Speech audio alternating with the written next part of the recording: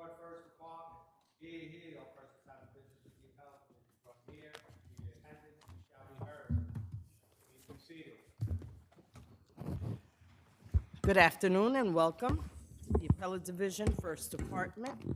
I will begin with the call of the calendar. Please be advised that we have about 5 hours of requested argument time. So I'm going to ask you to please ask for the time that you need, not the time that you want. Please understand that we are familiar with your briefs, the record, oftentimes more than you wish we were. And as I like to say, if you are brilliant in your arguments so that it has my colleagues asking additional questions, I won't stop them, okay? All right. People versus Hector Rodriguez. Good afternoon. Okay. All right. Wow, that was even shorter than I thought you were going to do. Okay, 4 and 1 and 3. And thank you. Zavic versus the Buckley School. Okay. 5 and 2 and 5. Sarah R. versus Muhammad M. is a submit. People of the State of New York versus CVS Pharmacy. Okay. Your Honor, Appellate is fine with 8. Okay, 8 and 2 and 8. That's actually what I had envisioned for you. Begnosia, and forgive me if I have messed up the pronunciation, versus Hudson River Park. Appellant, 5 and 2. Okay. Okay. 5 and 2 and 5. People versus Laquan Berkeley. Submitted. Japanese Medical versus Tamba. Submitted. Ziscowski versus Chelsea Warren. Okay. Respondent, 5, Your Honor. 5 and 2 and 5. People versus Michael Frederick is a submit. Wang versus Morano is a submit. Joseph versus NYU Grossman School. Okay. Do you have a cross appeal? Okay, so how much time would you like? You only get one number. So he's getting 6 and 2 because he's the appellant, so he gets rebuttal. Okay, let's do 6 and 2 and 8. LFR Collections versus Tammy Tran Attorneys. Okay. 5 and 2 and 4. Fernandez versus Nation Star Mortgage. Okay. 4 and 2 and 5. People versus Charlie Vasquez. Submitted. Cassidy versus New York City Transit Authority is submitted. First case on the calendar, People versus Hector Rodriguez. Step up.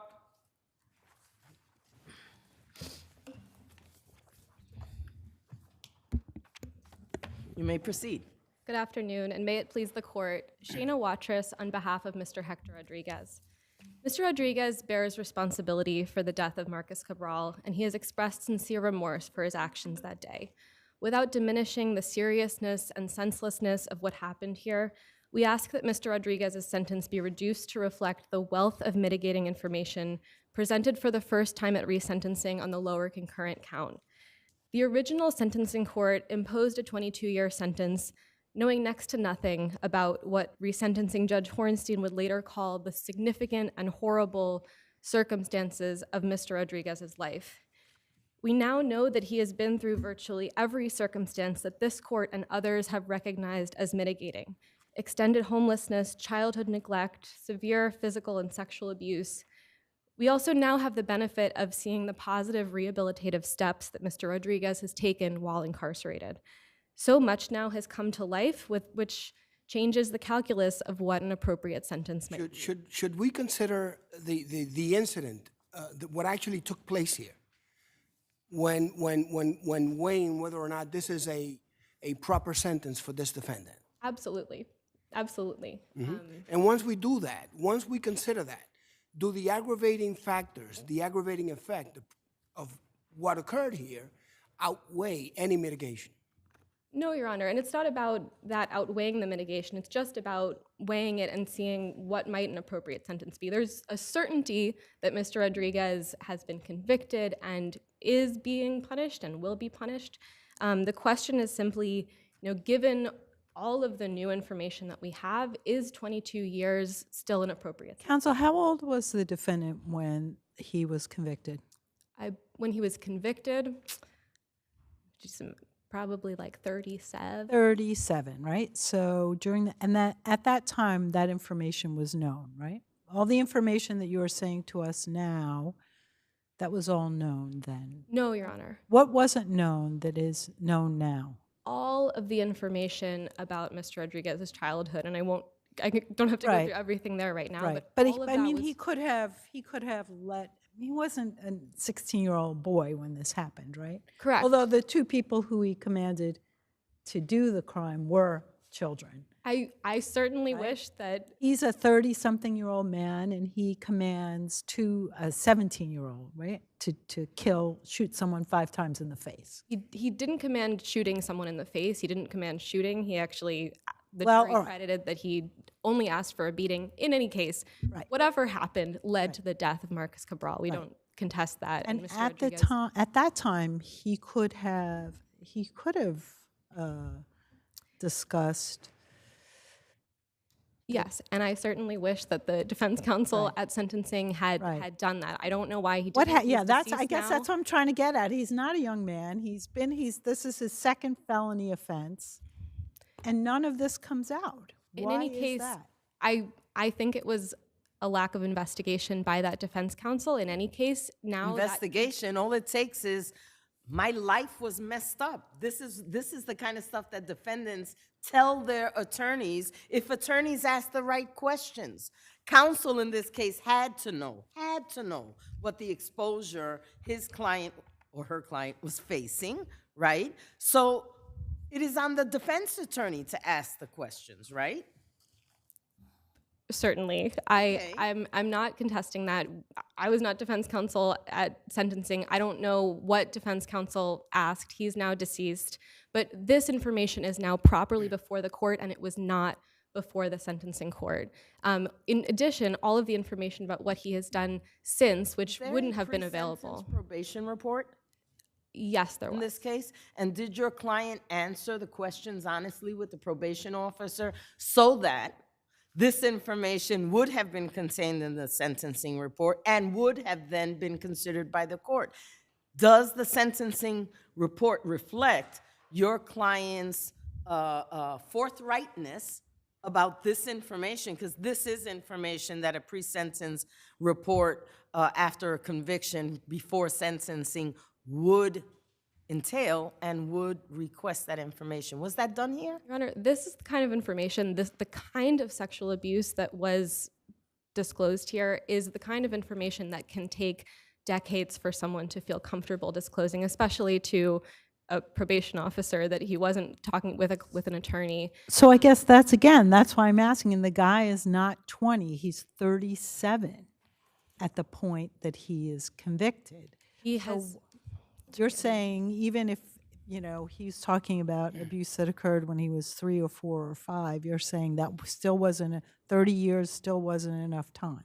I don't know why this didn't come out. It has now come out. It is now properly before this court, and it is significant mitigating information. It was credited by the resentencing judge to the point where he took an extraordinary step of reducing his lower concurrent sentence with the understanding that this court would be the first court to have the power to go further with the full information of what has since happened. So you're saying that the resentencing court, who has all the information, has the full report, has the person sitting right before them, decided, I'm only going to reduce it a little bit, and I'm going to leave it for the appellate division, who doesn't see the defendant, doesn't have the full benefit of having lived with the case, et cetera, and reviewed it for resentencing.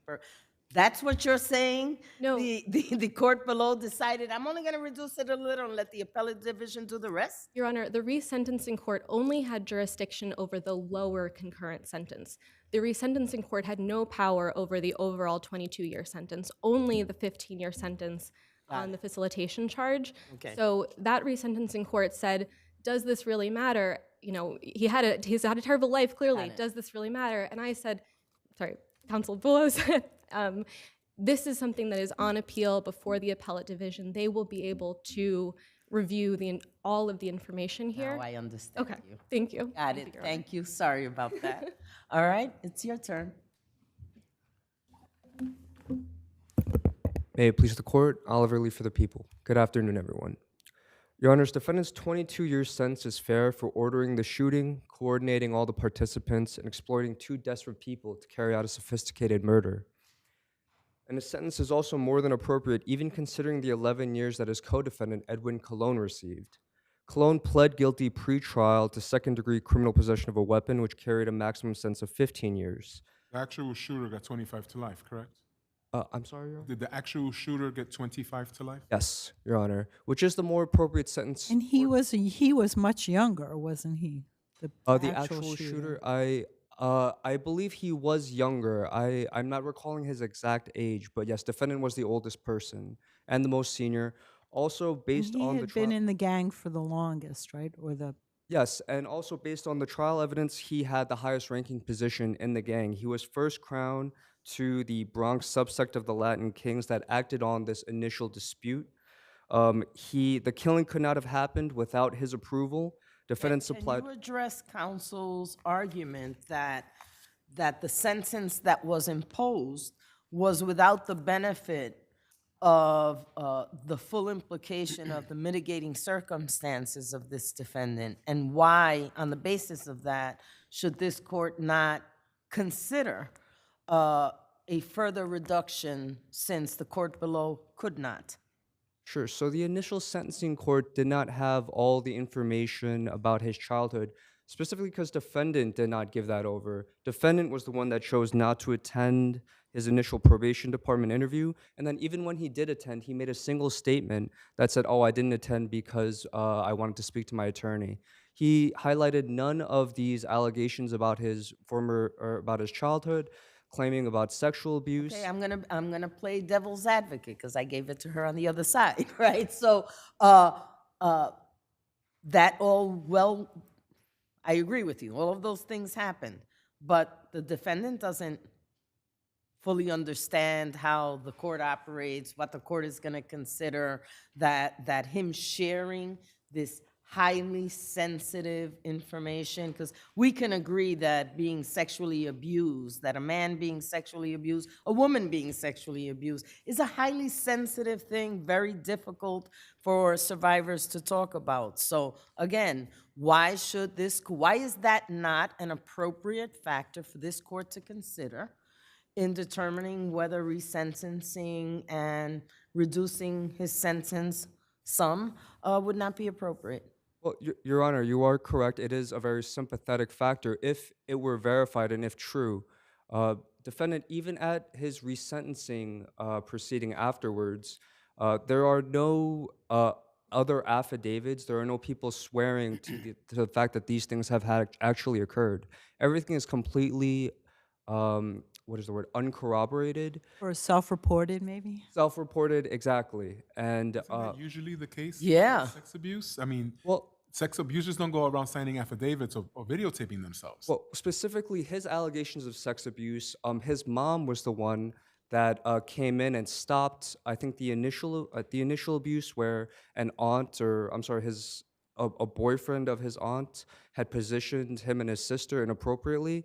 His mom could have supplied an affidavit swearing to that, but there was no affidavit from her. And Your Honors, if there are no further questions, I would ask this court to affirm. All right.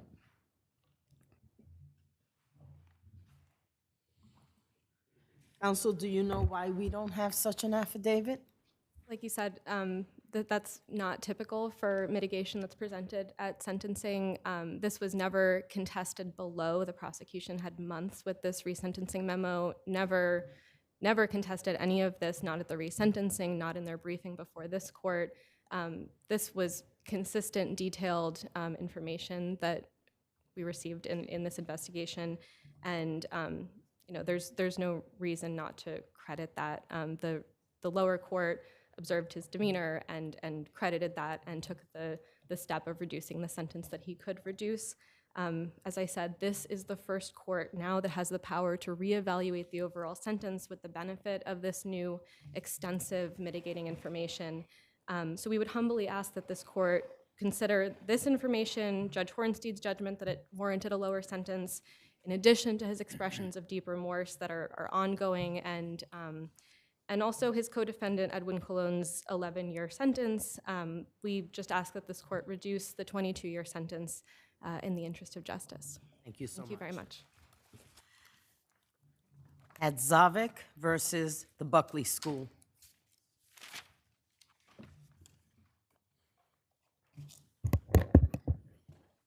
You may proceed. Thank you, Judge. May it please the court, James Fishman for the appellant.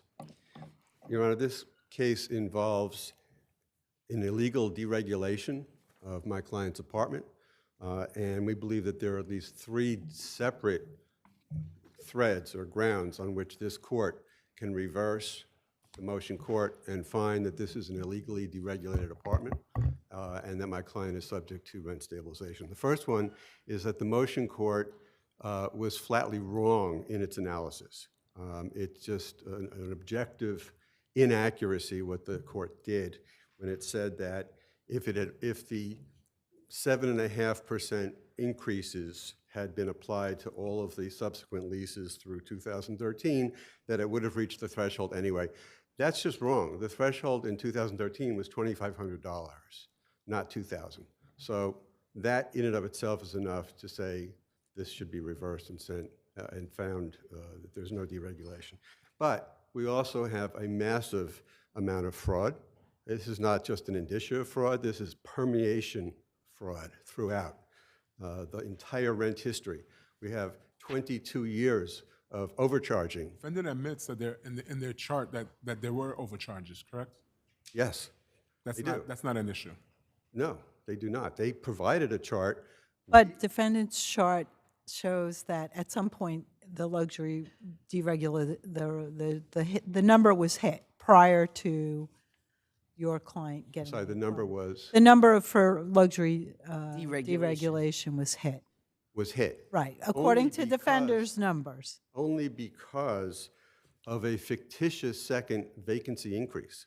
Okay, so right, but isn't that a question of fact at this point? I mean, is it conceded by everyone that it was? Well, it was unrebutted. We put in an affidavit from the actual commercial tenant who said, I never left. I was there for 10 years. They just put a different name on the lease. I didn't fill out the lease. They did. And he was there for the full 10 years. They had an opportunity to ask to respond. They never did. They could have said, oh, wait a minute, this is coming in on a reply to a cross motion. We'd like a surreply. Fine. They didn't do that. And they didn't complain. Well, that's the point, right? They didn't have a chance to respond. they did. And no, because you put it in on the reply. It was on reply to a cross motion, Judge. Yes, okay, so Only that's the in point. response to their statement that we didn't submit Counsel, facts. I'm just going to ask you to please allow my colleagues to finish talking I before. apologize. I promise you I will let you get your answers out, Thank you, okay? Judge. But please don't interrupt the court. Go ahead. So assuming that most people understand that when you're in the trial court, you don't get a surreply, and if you put the document in on reply, there's not an opportunity to respond to it. Yes, I understand that in the normal course. However, there is a specific rule, which we cited in our brief, for surreply. You can ask for it. You can say, wait a minute, we didn't see this until now. We'd like to be able to respond to it. And in the normal course, that would be granted. Okay, so you and I can disagree about that. I sat in Supreme Court in Manhattan for many years, as you know, because you've appeared before me. I would not have granted as a regular course surreply, nor would most of my colleagues. So we could disagree about that, but the point is, assuming that there was no surreply, wouldn't the solution be to send it back to the trial court if in fact you are correct that those leases were not residential leases? Even without the Lopez affidavit, Okay. you don't even need it. It's kind of icing on the cake in this case, because you have the same deception in all of the registrations with DHCR for 22 years. And even the registrations that were submitted for Lopez starting in 2005 didn't even disclose that this was a business. And you can't have a rent-stabilized lease that's occupied to a business that's occupied solely for business purposes. That's not a housing accommodation under the Rent Stabilization Code, nor should it be. And if the court allows landlords to simply slap a business lease in front of a tenant and saying, this is your lease, they've de facto gotten deregulation. Even But no, may I interrupt you and just say, it was a professional suite with residential privileges, right? So that could mean I'm an artist. I want to write this off. I want to write this space off because I'm creating my art here, but I also live here. So it's not a sham. Plenty of people do both things. Except in this case, the landlord, no, this is a small building. This is Except, for example, we didn't hear from, once you put in that affidavit from Lopez on the reply, we didn't hear from the landlord who could have said something else. Again, bringing me back to, isn't the better thing to do just send it back and develop a full record on it? Judge, as I said, even without the Lopez affidavit, you've got a rent history of 22 years of overcharging that they don't deny. All right, You've we got will rents, hear you I on, didn't even because, get to the rent freeze argument. all right, which- we will hear you on rebuttal after I hear from the other side.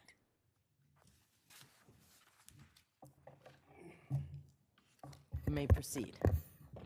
Thank you, Your Honors. Magda Cruz of Belkin Burden Goldman for the respondent, the Buckley School. I'd like to put this case in context because, as this court is so well aware, there are many types of fraudulent deregulation cases that have most recently been decided by the Court of Appeals and that this court has decided. And every case has a different permutation. But this case involves a deregulation that occurred in 2009. This was 14 years before the case was commenced, 8 years before this tenant, who was a former superintendent of the building, moved in and never contested, never questioned that the apartment was deregulated. Under the standard that the Court of Appeals has articulated in Burroughs most recently, it is not appropriate to examine the deregulation of an apartment absent a substantial indicia of fraud. And this is But then I've got to ask you, Lopez says this was all a fake. It was a business, and so that, I think, would raise an issue about the indicia of fraud. Okay.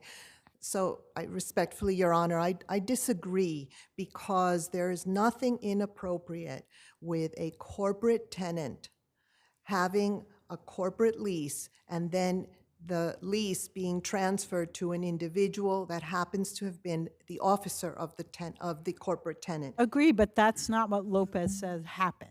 That's the problem. He said, I never lived there, not even for 5 seconds. That's right. It's true that he put in a very, general affidavit, and he put it in on reply, precluded my client from being able to respond to it. But I submit that even considering that affidavit, that is not sufficient indicia of fraud. Isn't that something that needs to be fleshed out? Whether or not, because he says in his affidavit, I never resided there. Yeah. This was always a business. And provides a address of residence outside of this building. Yes. That clearly could have been checked and Right. we could have received rebuttal evidence about if there were some. True, Your Honor, but it doesn't matter if Mr. Lopez did not live in this apartment. The apartment would have been still rent stabilized. And So you're saying you can deregulate an apartment that's being rented to a corporate lease with the name of an individual who doesn't actually live there? That sounds like a farce. no. We didn't, that's not how it went, though. Okay, We had a corporate lease right? with Lopez Restoration, that corporate lease was registered as rent stabilized. The rents to that corporate tenant, Lopez Restoration, was below the $2,000. It was after 2 terms that a lease was offered to Mr. Lopez, Angelo or Angel Lopez, in his individual capacity in 2009. That is what caused the rent to exceed the deregulation Because the threshold. landlord added a 20% vacancy. That's right.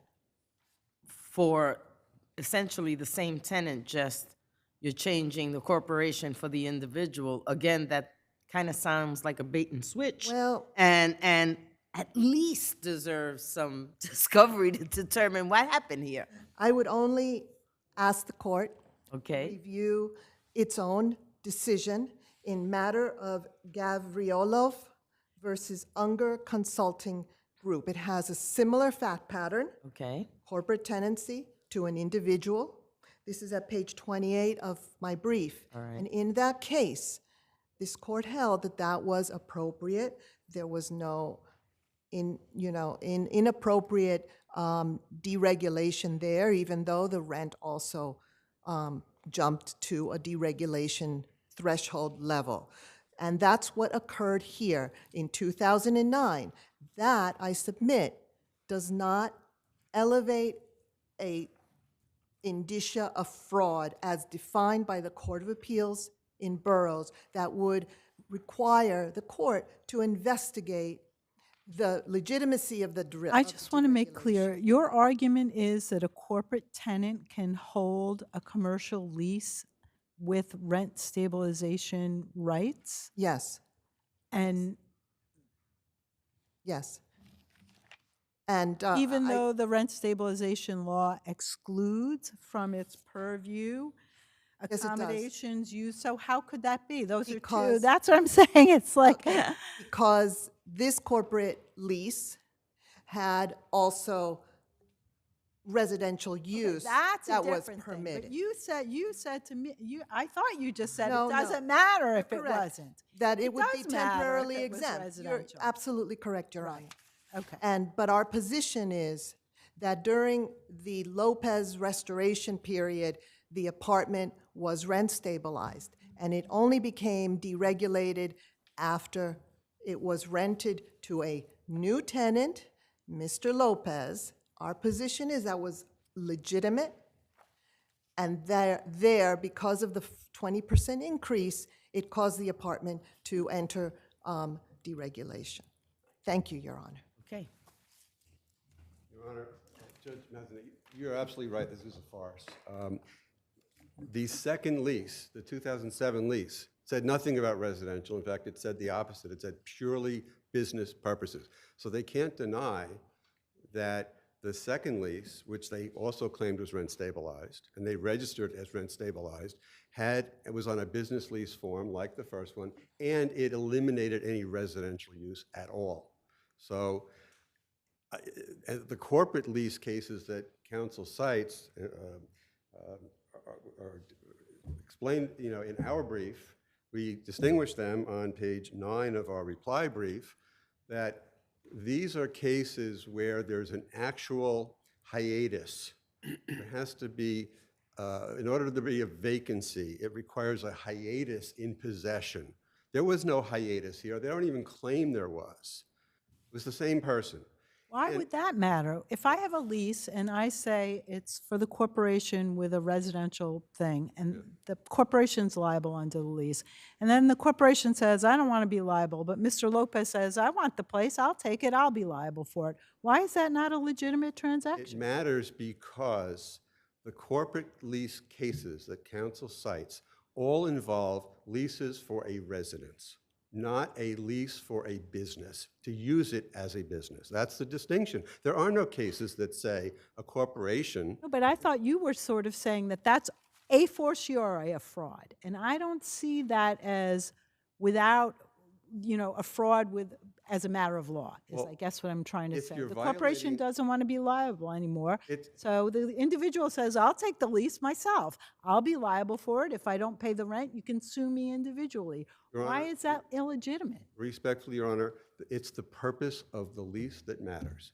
Is it being rented as a residence, or is it being rented for use as a business? And we have a lease that says it's being rented by a business for a business, no residence. And that's the distinction. Otherwise, any business could rent a stabilized apartment for business purposes, and the landlord could, use that to deregulate, even though deregulation has been. What if the use is mixed? Sorry? If the use is mixed? Mixed is different. You Well, can that's have what they're mixed. arguing, that it's a mixed use, that We it don't have was a mixed. business and they were also going to use it as a residence. We don't have mixed here, Judge. The 2007 lease does not allow anything but business purpose. It's as clear as day. Thank you. Thank you, Judge. All right, next is People of the State of New York versus CVS Pharmacy. Justice Scarpula is recused on the case. Should there be a tie, the court will follow its normal procedure in vouching in another judge.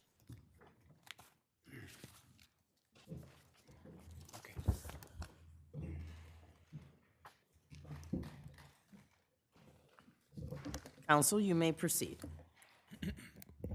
Thank you, Your Honor. Philip Levitz for the people of the state of New York.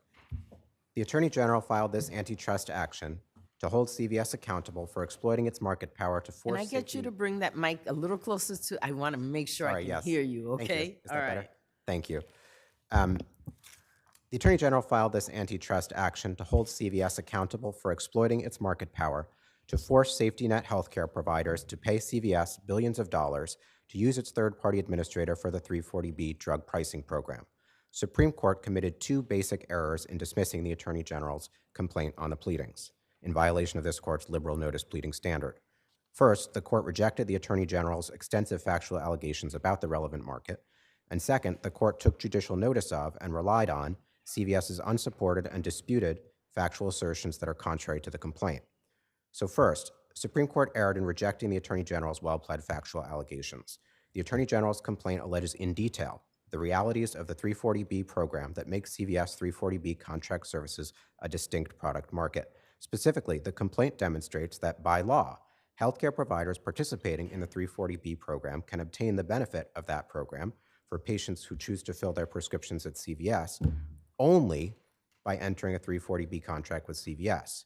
So the complaint also clearly alleges Counsel, but the covered entities, they didn't have to contract with CVS, right? the covered entities didn't have to contract with CVS, but they did have to contract with CVS if they wanted to get the 340B benefits for any patients who choose to fill their prescriptions at CVS. And they cannot control. It was also the covered entities that decided that they were not going to guide their subscribers, for lack of a better word, right? They could have told them, fill your prescription somewhere else. No, and that's what the complaint clearly alleges. The complaint clearly alleges that that's not something that they do, that the covered That's something entities that they do, but that's a voluntary action, right? That's not, Well, it's- is it required by law, or is there some prohibition against guiding your subscribers to another pharmacy? There are a number of prohibitions that they're concerned about, or laws that they're concerned about. One is the HRSA regulations themselves governing the 340B program, saying patients have to have choice. Another is the How do kickback you laws. demonstrate? Counsel, I'm going to tell you what I told the other attorney. Yes. Okay? I need you to not interrupt us when we are talking. This is a serious case. Absolutely. You're so. talking really fast, so I need you to slow down, okay, one. And two, let us get our questions out before you answer. Yep. I promise you, if I have to give you more time, I will give it to you. But don't cut us off, okay? Sorry about that. All right. You were asking. So again, what law prevents the covered entities from guiding their subscribers? So it's not that a law prevents them. It's that everybody in the 340B world assumes that they can't do this. And there are laws that They assume that, how does a court guide itself by assumptions Because- that are not in writing, that are not dictated by statute? I mean, you're asking a lot with that word. Okay, so CVS itself says, and there's an allegation in the complaint specifically about testimony from CVS executives saying, we cannot steer. We cannot steer. Everybody else who we've spoken to, it's alleged specifically in the complaint, thinks they cannot steer. And that's based on these regulations that say you have to give the patient's choice. The anti-kickback laws say you can't get a benefit from directing patients in a particular direction. And the point at this stage is that that's what the complaint alleges. It may be that that's not true, but that's something to be decided at a later stage of this case. The complaint is crystal clear. But you've got to allege enough, Yeah. right? And so tell us how you did that, where CVS, as I understand it, and correct me if I'm wrong, because the papers are voluminous, right? So as I understand it, CVS has about 14% of the market? That's not right. So first of all, this 86% number is not in the complaint, and that's an independent error that Supreme Court made. The Supreme Court took judicial notice of this 86% number that was asserted by CVS. It is nowhere in the complaint. It is contrary to the complaint, which says that the majority of... They cited the same, was it a study or a... website. A website, but it was the same site you cited for another proposition, This right? is a fundamental problem with this assertion of judicial notice. We cited a big government database that has data on the 340B program to say the rough number of covered entities that participate in this program. That allegation has absolutely nothing to do with what CVS cited this source for. CVS did its own manipulation of the data in this website, having nothing to do with what we. So it wasn't quoting. No, absolutely not. It was analyzing. It was analyzing on their own. Right. And so for that reason, the court should not have taken judicial. Exactly. And CVS still has not explained even how it generated that 86% number from the website. And again, that's actually inconsistent with what the complaint actually alleges, which is that the majority of at least hospitals participating in the 340B program do have contracts with 340B contracts with. Just want to go back. Yeah. So I didn't see it, but maybe it's there. Did the complaint have any allegations that CVS took any actions that prevented the covered entities from, switching or using other pharmacies? It wasn't that CVS did that, but the nature of the 340B program. So they didn't do that. So my context No, weren't you're right. fooling me. That You're right. wasn't in there. And that just isn't actually relevant to the analysis of No? the relevant markets. The relevant market is defined by substitutability. So the question is whether there are substitutes for CVS. And what CVS did might be relevant to whether it behaved in an anti-competitive way, but it is not relevant to the issue that was the basis for the dismissal here, the relevant market. It's not relevant to the relevant When market. you say whether there's a Talking substitute, really fast. Yeah. there's a substitute for CVS, you say, do you mean that there's no other pharmacy out there that could somehow provide, fill the prescription that these patients that go to these entities require? No, that's not exactly what I'm saying. And That's not in there either. what's that? I said that's not in there either. What we know from the record is that there are plenty of other pharmacies that can fill prescriptions that avail themselves of this program and get the savings discount, right? So Counsel, I need you to answer my question, right? there are other pharmacies that participate in the 340B program. yes. Okay. But there are- And, yeah, go ahead. Because you are intent on telling me what you want to tell me regardless of what the court wants to know. So go ahead. Absolutely. I want to hear your questions. Your No, Honor, go ahead. and I didn't mean to interrupt, and I apologize. But what I think is generating some confusion here is there's, I think the way CVS has framed this is a little misleading in the sense that the market that consumers are facing is not the relevant market here. A consumer who's going to fill a prescription, can choose what pharmacy they want to go to. They can go to CVS or they can go to a different pharmacy. But for the covered entities, the healthcare providers that participate in the 340B program, they cannot get the benefit of the 340B program, any benefit of the 340B program, unless they have a contract with the pharmacy where the patient chooses to fill their prescription. And the patient... You're saying because the patient is choosing to go to CVS, Right. and the covered entities do not have a contract with CVS, Right. they couldn't get the benefits. Right. Right? Exactly. But that doesn't mean that there's not interchangeability, right? That they still have other pharmacies that they could go to, although they would run the risk of losing whatever benefit they get from these patients. It's not they would run the risk. They would be guaranteed to lose that benefit. And that's why this is... Without steering, which is a self-imposed no-no. It's not entirely self-imposed, but anyway, the point is these are all factual issues. These are all factual issues that need development in discovery, and that's why maybe CVS will be able to prove ultimately after discovery at trial that their market is the right one. But what this court and others in this court, in the Williams case and other courts have said again and again and again is that these factual issues about the relevant market need to be developed in discovery and cannot be ordinarily decided on a motion to dismiss. And CVS should have the opportunity to do that discovery and make its case. But we also made allegations that are contrary to what CVS is saying, and they can't be rejected at this pleading stage. Thank you. Thank You'll you, have Your time on rebuttal. Good afternoon, Your Honors, and may it please the Court. Jonathan Pitt from Williams and Connolly representing CVS. With the Court's permission. Also, I guess if I could just ask you right away, customer preferences, is that enough to support a market definition? No, it is not, Your Honor, particularly. That's what your adversary is arguing, right? That because the customers are choosing CVS and they don't want to steer them away from CVS, that's it. So you have to define the market as CVS.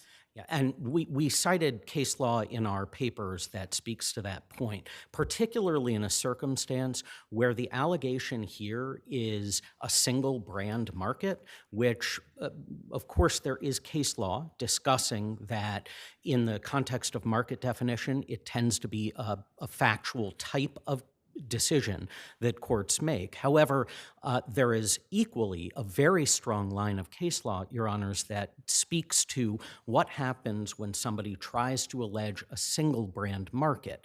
Here, the problem is actually worse because what appellant is trying to do is they're asking you to do something that, frankly, we've never seen any court do, and that is to define a market in which every single participant is a monopolist. So their theory is that because a particular patient's 340B savings that follow that particular patient are only available from the particular pharmacy location at which that patient has the prescription filled, every single such pharmacy location is not interchangeable with any other pharmacy location. And they have confirmed, in fact, that that is their view. That would be extreme.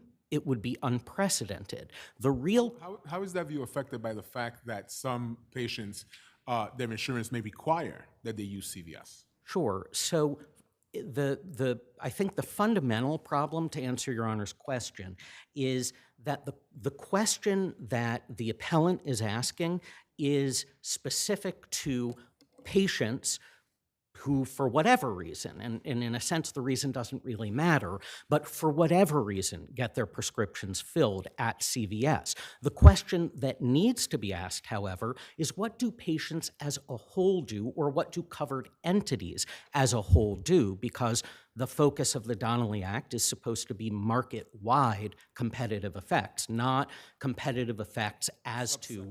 Exactly, Your Honor, exactly. And so here the real question is, are the savings that a covered entity could get from a CVS pharmacy substitutable for savings that a covered entity could get from any of the other thousands of pharmacies that are alleged to exist by the complaint and that are alleged to be places at which other patients of covered entities get prescriptions filled?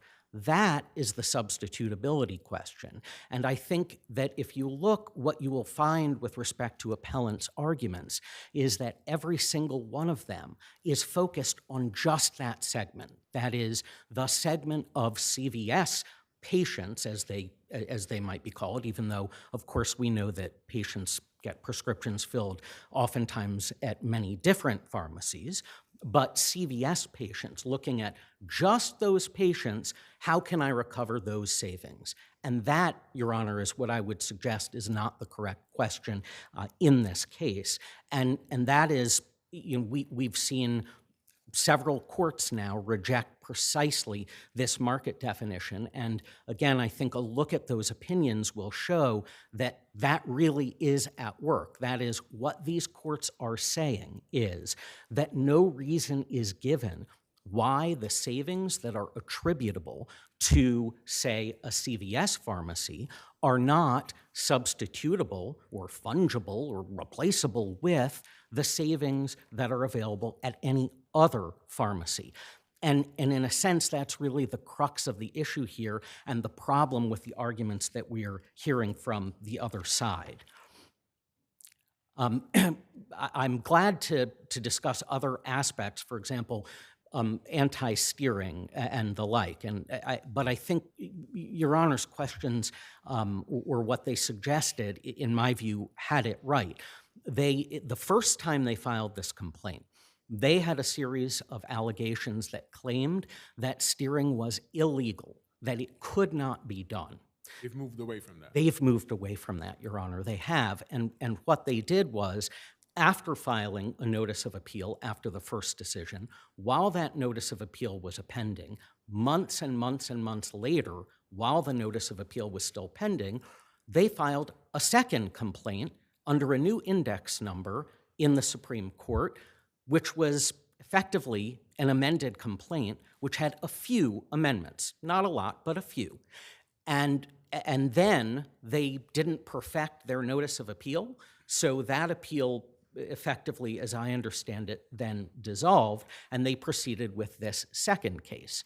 In that second case that they brought, they did step away, Your Honor, from that particular allegation, and they replaced it with a series of allegations that, in reality, are, as you say, allegations that covered entities prefer, or for whatever set of reasons think they shouldn't or don't want to, steer patients or guide patients to the pharmacies with which they have contracts.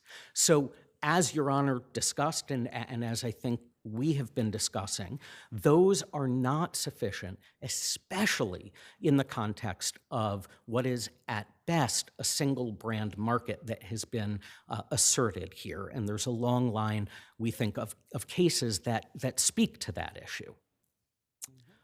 I'm glad to answer any other question Your Honors have about any of the issues. I'm also glad to give my colleague a chance on rebuttal. Thank you. Thank you, Your Honor.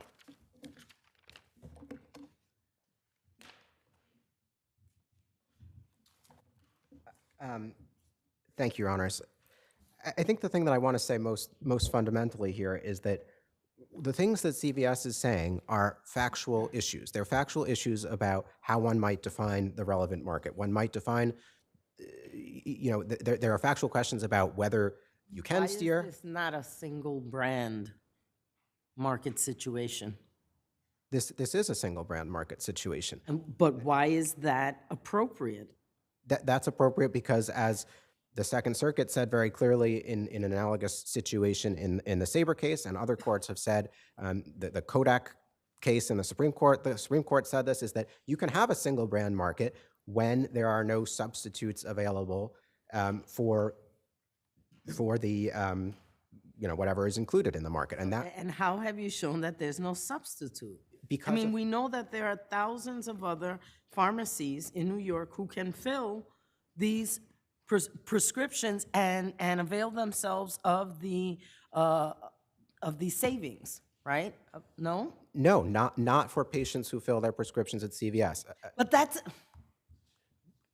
so you're saying that CVS can't have clients that come to their pharmacy, and if that's the only pharmacy in their neighborhood, why should a client be forced to go to a pharmacy somewhere else, not within their neighborhood, to get? That's I don't understand this argument. Let me try to clarify. That's actually part of our point. The point is, patients are going to go where they want to go. They're going to go to what's convenient for them. So if CVS is in their neighborhood, they're going to go to CVS, and that's the whole problem. Because that's why covered entities have to have a contract with CVS.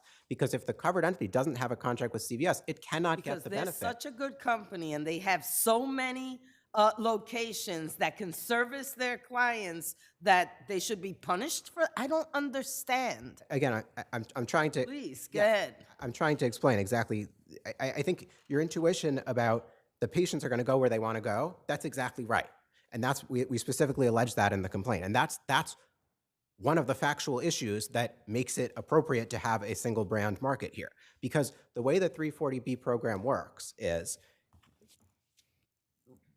a hospital that wants to get the benefit of this 340B program simply can get no benefit from this program if a patient chooses to fill their prescription at CVS and the covered entity doesn't have a contract with CVS. And so Is that, all right, let me stop you there.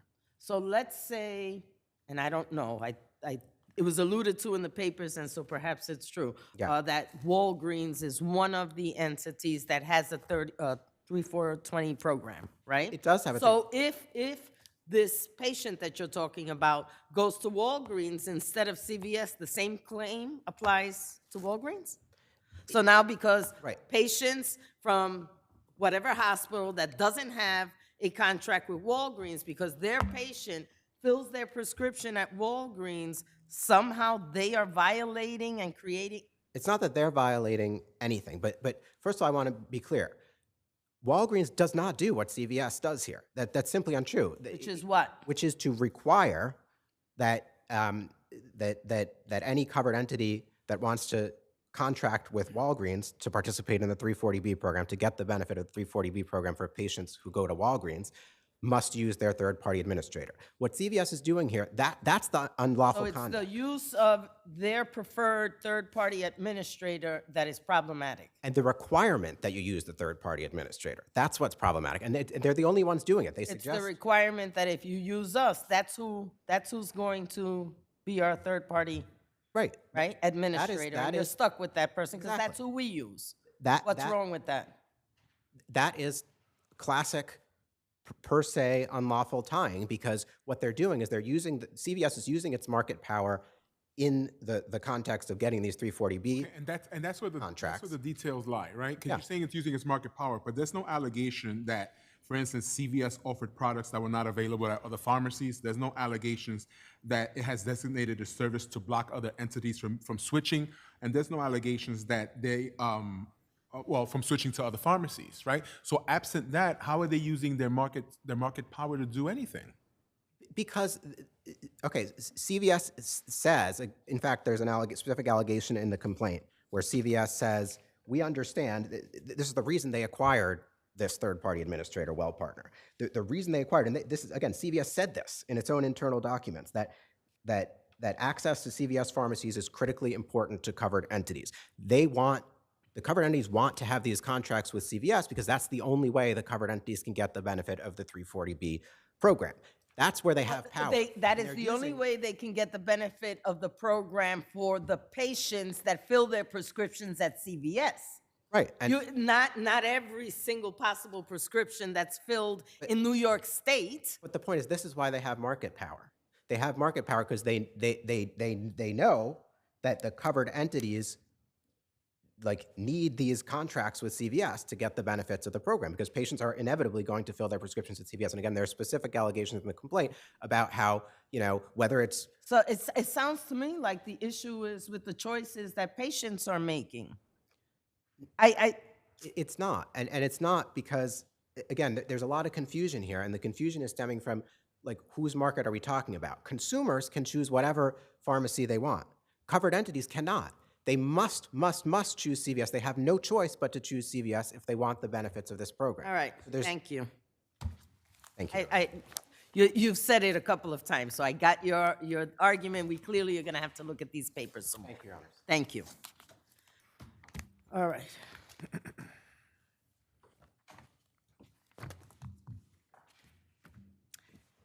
Begnosia versus Hudson River Park. Was I even close with the pronunciation? Seems like I can Okay. You may proceed. May it please the court, Nicholas Calabria with Omni Demirs McManus for the appellants RXR Construction and City Winery, New York.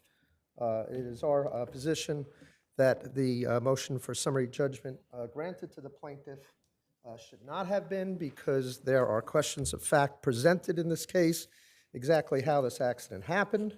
Counsel, irrespective of however many versions there are of how this accident may have happened, the bottom line is that the ladder was unsecured. No, the ladder was secure until the plaintiff... How was it secured? It had... If it tipped over, it clearly is not secured, okay? I mean, that's like just automatic. If it tips over, it wasn't secured, right? Well- So there was no one holding it up, and it wasn't affixed to the wall so that it would not fall over. It was an A-frame ladder. Right. Which the plaintiff, who had OSHA 10 and 30 certificates, testified that before he used the ladder, he set it up, he shook it, it was And you firm know and from solid. our case law that none of that matters. Sure. So, What does matter in this case is the witness in the case, Jason Kobovic, who saw the plaintiff standing on the ladder, and as the plaintiff said, he's using two hands to wrap some insulation which over was pipes. required, right? There was no way to do the job he was asked to do without using both hands. Correct. And his bosses who sent him to do that knew that, Correct. right? Correct. Okay. And Mr. Kobovic testified, and the plaintiff testified that he was leaning. He didn't get off his ladder and move his ladder. He decided that he would lean 2 foot over to do this work. And Mr. Kobovic said he then saw the plaintiff take a step off the ladder and lean more, and that's what tipped the ladder. Okay, that, so Your what Honor- would that, or everything you've just described, doesn't that constitute at best comparative negligence? No, I believe that's Sole proximate. Sole cause. proximate. So a unsecured ladder can be the sole proximate cause of an accident. Well, it was a secure ladder. He made it No, insecure. no. Sorry.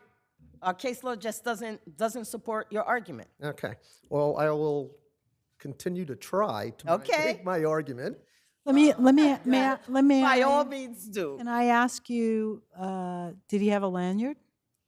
Did he have a lanyard? No, he did not. And could he have had a lanyard? Yes, he could And have. if he had a lanyard, would this accident have happened?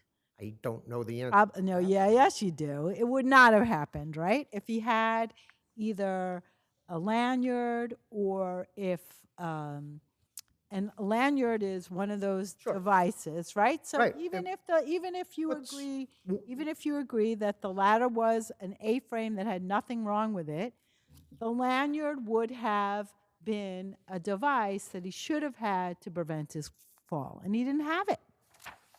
Again, because of his misuse of the ladder. No, that's not really true because he said that, and in fact, the next day they brought the lanyards in. Well, the lanyards, Right? no, But they weren't there that's in what front of him. one person said that. Someone else said right? they were there. So, Well, Your Honor, again, And there's it's not his job to make sure that the lanyards are on him. It's the people who are responsible Agreed, who Your are, Honor. right? And again, but I would like to just point out, Labor Law 240 lists the safety devices, and one of them is a ladder. This So long court- as it's secured.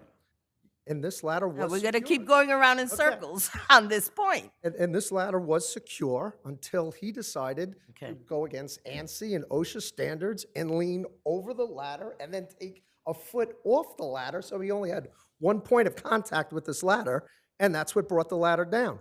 That's the sole proximate cause of this accident. He was wrapping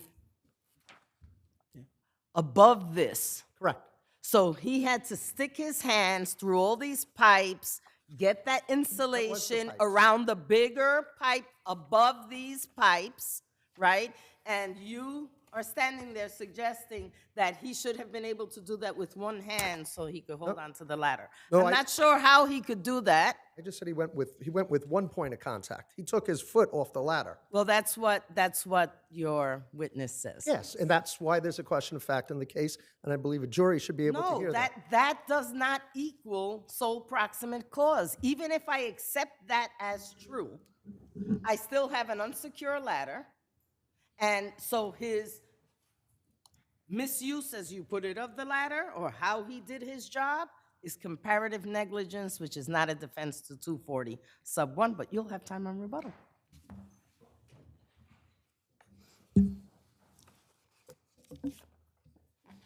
You may proceed. Good afternoon, Your Honors. May it please the court. Jack Lockwood for plaintiff respondent. The ladder was not secured. It was not held in place by some other worker. It was not tied off. It was not chalked in place. And besides not having a lanyard, there was no scaffold or harness also, correct? That's correct, Your Honor. And in fact, some of the defendant's witnesses testified that he should have been provided with a scissor lift or a scaffold to the extent that he needed to lean while he was working on the ladder. Counsel, how relevant is it that the plaintiff may have violated OSHA or other regulations and only had one point of contact with the ladder? It's not relevant, Your Honor. The Court of Appeals has made clear in Zimmer and a bunch of other cases that Labor Law 240 sub 1 has its own independent standard. It's not a reasonableness standard. It doesn't rely on outside standards. Here we have a violation of it. The ladder was not properly secured. Plaintiff testified that it kicked out while he was working above the ceiling. If the ladder had been properly secured, or if he had been tied off with a lanyard or provided with some other safety device, this accident would not have occurred. Therefore, the violation was a proximate cause, and that is sufficient to establish plaintiff's cause of action on the issue of liability. Plaintiff's testimony about how the accident occurred was also corroborated by his coworker, Balanik, who actually saw the ladder move as plaintiff was yelling, and the ladder twisted and they both fell to the ground. There's an argument that my colleague's making about that plaintiff did not report that that ladder kicked out at the time of the accident while he was on the ground immediately following it. Of course, he struck his head on the concrete. He was going in and out of consciousness. He was taken to the hospital, so I don't think that that would raise a tribal issue of fact as to his credibility. Finally, there's a lot of arguments that are made about how there's no evidence that the ladder moved before the accident. I don't believe that there's any case law cited that that is a requirement for a labor law violation. It's enough to show that the ladder kicked out and he fell. The ladder indisputably moved at the time of the accident and was a proximate cause.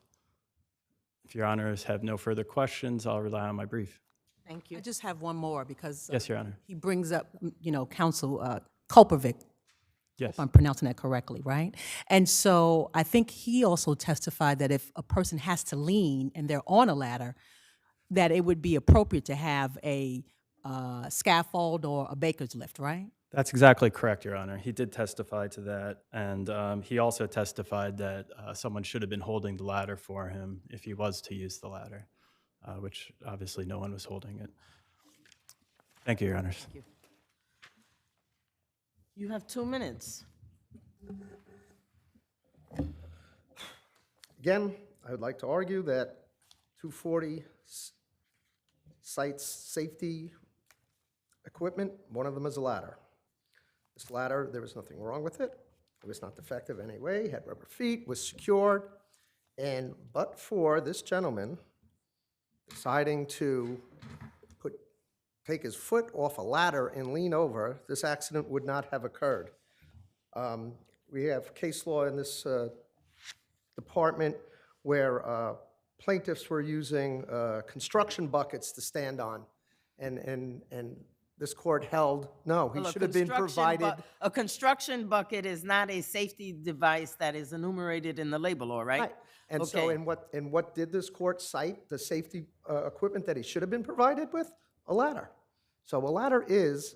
But you recognize, of course, that we have thousands of cases where ladders have been provided, and even when they are not defective, they are still found to not have provided the proper safety for the worker and been subject to 241 liability. Yes. Thousands. Yes, of those and in cases. all those cases, either the ladder shook or it rattled or something happened before the gentleman decided that he would take all points, leave one point of contact on a ladder and lean all the way over, and that's what tipped it. And again, we have testimony from Mr. Kobovic and says that is the cause of this accident. He saw the gentleman do this. He was standing outside a glass door and saw the accident. And I think that distinguishes much of the case law that you're relying on, Your Honor. Thank you. Thank you.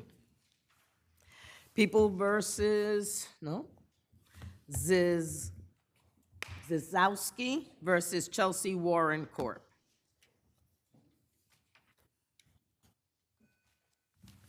Good afternoon. Okay, wait for your.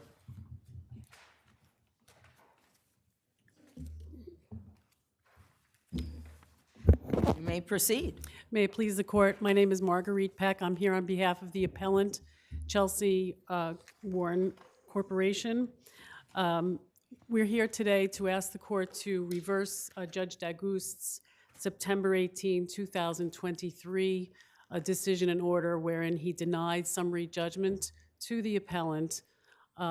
We had sought summary judgment dismissing the plaintiff's common law negligence claims against the cooperative owner, and we had also sought summary judgment dismissing the labor law 241-6 claims against the co-op owner defendant.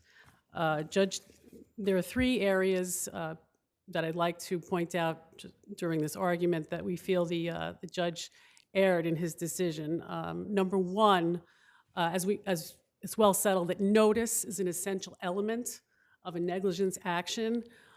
In this case, we presented evidence through the plaintiff's own testimony that he saw nothing in the area where he was working. The plaintiff testified right before I went to lunch. I looked at the area. It was clean. I swept it. There was nothing there. I didn't see anything there, right? Yeah, and then he came back, and there was nothing there. I mean, and you don't have to use you don't have to use logged. It's any. It doesn't have to be a certain type of evidence. That's perfectly good, competent evidence to show lack of notice of, or that the condition wasn't there for a long enough period of time for someone to have constructive notice of it. And there's no doubt that they didn't have actual notice, right? No one's arguing actual notice. No actual notice. The plaintiff testified over and over again that he was alone for 4 hours and that he didn't see anyone there for an hour during the hour before the incident. So can I then in turn opposition you to the to motion? the 241-6 claim? Okay, the 241-6 claim, but I do want to point out the affidavit of Gatto was considered, we contend, improperly by the court. You know, the affidavit was dated in February of 2020. Let me suggest to you that you follow my colleague's lead and go down the road she's asked you to go. With respect to the 241-6 claim, Your Honor, there was no evidence of an accumulation of debris. Right, but so that's only that first part, right? But there's a second part that says that, and there's also the part that says that you can't have stuff like nails on the ground. My understanding of the statute is that there shouldn't be protrusions. And well, I mean, a nail, you're going to argue to me that a nail sticking up and going through someone's foot is not a protrusion? I hope you don't.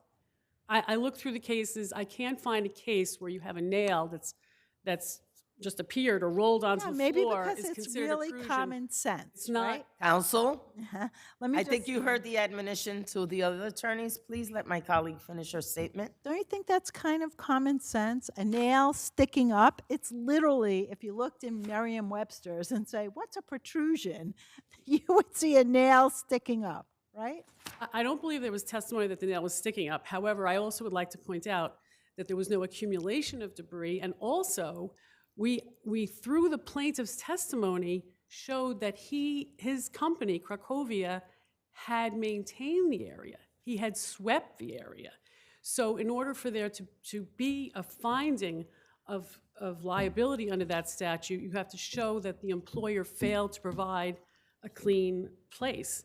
We showed that through the plaintiff's own testimony. He said he Except swept that it. then later he steps on a nail. So, right? Allegedly The fact that it stepped was on a clean nail. at 5 o'clock, if at 5:15 you may have other issues, he steps on a nail, we know that it wasn't clean at 5:15, right? So there's at least an issue as to that, no? I understand your point, Judge, but I think that there was no accumulation of debris, and certainly there was evidence that he. So if I get injured by one item, that's okay, so long as they were in a bunch of items that could hurt me. Well, the Is that your statute says argument? accumulation, and there's protrusion, so the doorstop case. So do I have to have the entire passageway littered with protrusions, or is one protrusion enough? One protrusion would be enough. Okay. The cases seem to indicate that the nature of the protrusion is something that's either embedded or it's something that's been obvious that where the employer could have discovered it and removed it ahead of time. And we don't have that here. It seems to be that if the nail was there, Again, this was an unreported incident. The man didn't go to the hospital for a couple of weeks and continued working. That's all for the trial court, though, Also, right? the passageway issue is another issue that we raised. According to the plaintiff's testimony, he walked through a passageway, a hallway, 5 feet, and he was on his way down 3 steps. There was an elevator available, so I don't think it was a fixed passageway for the purpose of traveling between the mailroom. All right, thank you. Thank you.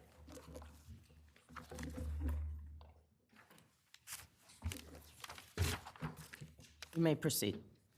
Good afternoon, Your Honors, and if it may please the court, Jordan Jodre for Jodre Bernecki, LLP, on behalf of the plaintiff respondent.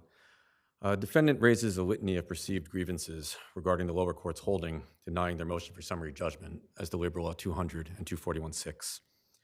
Yet the lower court was decidedly correct in its determination, based upon the well-known standards for summary judgment, named that it's the court's goal in this matter for issue finding and not issue determination. And here, there are a number of issues of fact that properly precluded summary judgment. To discuss my colleague's statements with regard to some of the issues that Why don't we deal with notice? Your client says that he walked by before lunch, there was nothing, he swept it. Came back, he saw nothing. So how do you get actual notice? And from those facts, how do we even get constructive notice? It's an excellent question. What my client... Thank you, I'm glad you think so. What my client stated was that he cleaned his work area. What he did not state was, what he also stated was that the surrounding areas were dirty.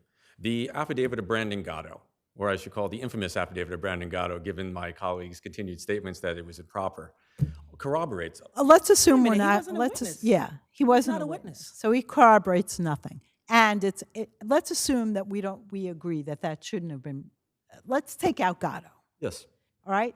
Does your client ever say anything about the area where he fell being littered prior to him prior to him stepping on it? Yes, Your Honor. My client stated that he left the area where he was working. Clean. His area, yes. And then he came back and he stepped on the nail in his area. Respectfully, I disagree with that, Your Honor. Okay, show me where he said something else. Because I read the deposition too. Respectfully, Your Honor, he left the area to go down to the shanty. The shanty was on a lower level. The area where he stepped on the nail was on the passageway to the shanty. He stated repeatedly that he cleaned his own area. That is absolutely correct. He kept his area clean. He also stated that the surrounding areas were covered with debris, that there were broken garbage bags. That is the decided difference that we have with regard to the testimony. That is where the question of fact comes in. That is where a trier of fact should therefore determine as to who was correct and who was not. In this particular case... You lost me there for a second. Where is he saying the nail was? In his area or somewhere else? I believe the testimony states that he had left his area. He was on his way down to the shanty, which was... I understood it to be that he On the cleaned his passageway. area. Right. Right. And it's in his area that the nail was. That he cleaned that area also. That I don't think there's, I don't know. That's why I keep saying to you, show me where something else was said. Because what we read was that he cleaned the area, including that area. He went to lunch.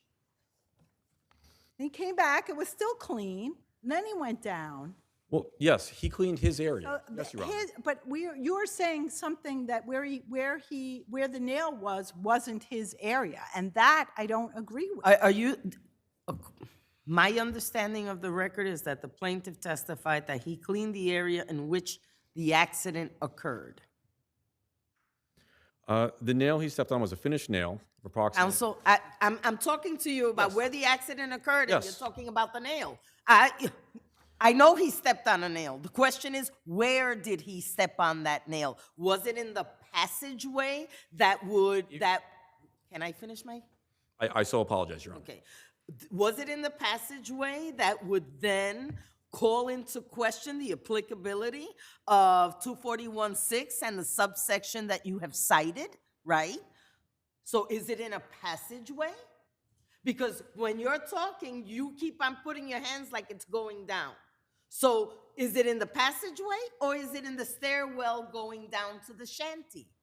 Because if it's in the stairwell going down to the shanty, that's not a passageway under the labor law. Well, respectfully, I disagree that it wouldn't be a passageway, because if that's the only, regarding Industrial Code 1.7E1, a passageway is a delineated area whereby one could reach one area to another. So that would be the area where he was going. But regardless, he was injured while walking within the 5-foot passageway leading to the aforementioned landing area. He was in the landing area between the stairwells. He left that landing area, and that's the area where he cleaned. On his way going down to the shanty, that is where he stepped on the nail. That is exactly what we're all saying. He cleaned that area. And then later on, a little while later, there's a nail there. That's what his testimony was. I don't know why you're muddled about this. I respectfully disagree, and I don't believe I'm muddled, and I apologize, Your Honor. I don't want to disagree with the court. You're entitled. I definitely... They disagree with us all the time. I understand that. Okay. But again, I believe that the testimony is clear in that capacity, that he cleaned his area. He was on a landing. And then he states that he stepped down a few stairs. Counsel, it's not that he cleaned this area, it's that he cleaned the area where the incident happened. Yeah, that's the issue. Yeah, and I want to add, and he said that everything looked fine. It was the same way that he left it. When he returned, it was the same thing. Everything was okay. It looked fine. Yes, he did say that, Your Honor. All right. We will look at the record again, of course. Thank you, Your Honor, for your time. Counsel, you have rebuttal. 2 minutes. We did argue that the nail, if it was there, was an integral part of his work with respect to the 241-6A. It was an integral part of his work. What was he nailing down? Well, what was he nailing down that the nail was an integral part of his work? He was installing anchors using a hammer. That's all. All right. Thank you, Your Honor. Thank you. Thank you. Joseph versus NYU Grossman School.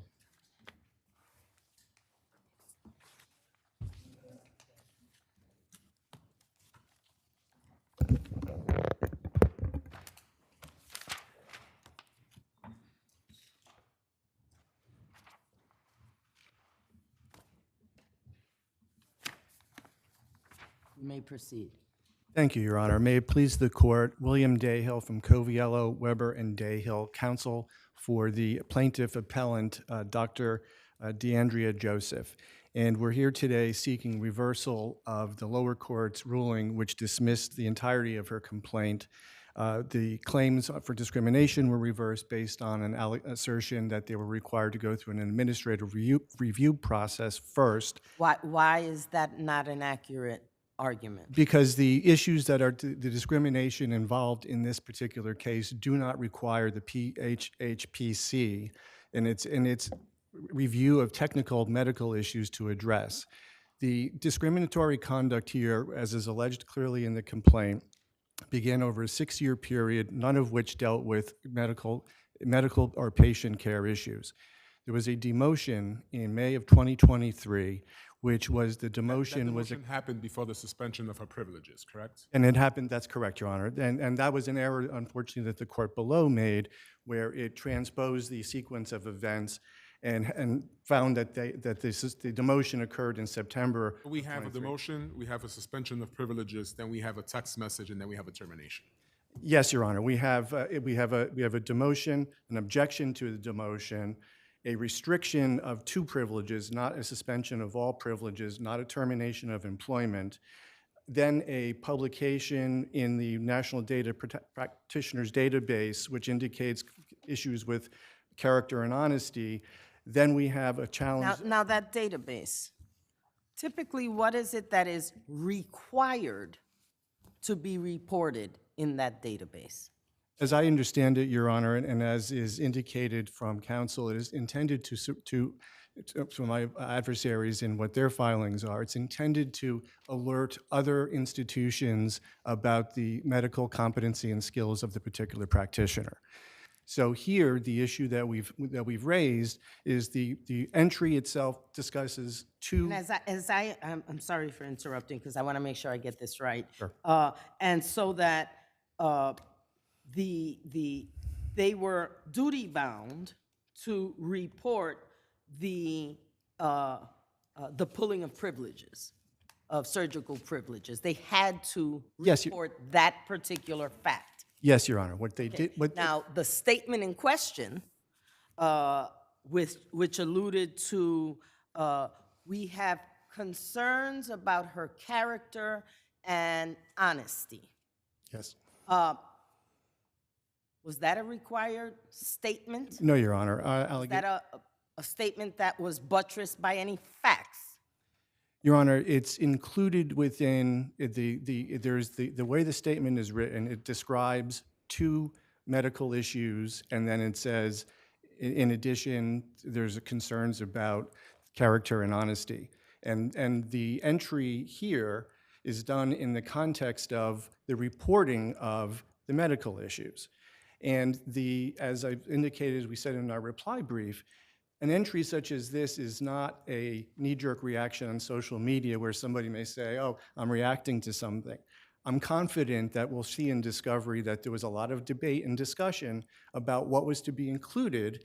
And for example, prior in my career. And we know that because there was discussion with your client about her resigning and their willingness to pull back the very language I've just alluded to. Yes, Your Honor, and that's exactly, from our perspective, that indicates not only was it not required language, because otherwise they wouldn't have Now, been. query, were they willing to not report her pulling of privileges at all, or just remove that gratuitous statement that was included? Unclear in the record at this time, Your Honor. Can I ask you, what fact are you saying is untrue from that statement, right? It's a defamation claim, so it has to be, there is an untrue statement of fact. What untrue statement of fact are you alleging?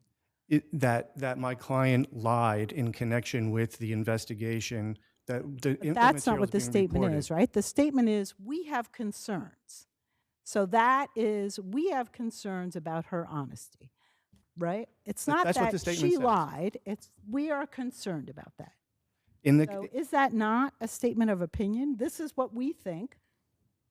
We have concerns. respectfully, Your Honor, the NPD is, NPD. No, I'm just asking you. No, about the I do statement. understand. I know, I just want to know about the No, statement. and I think with the cases that we cite to cases in which there are statements made which question somebody's character, somebody's honesty typically, and whether or not somebody says, you are a liar, does not necessarily, isn't the determination.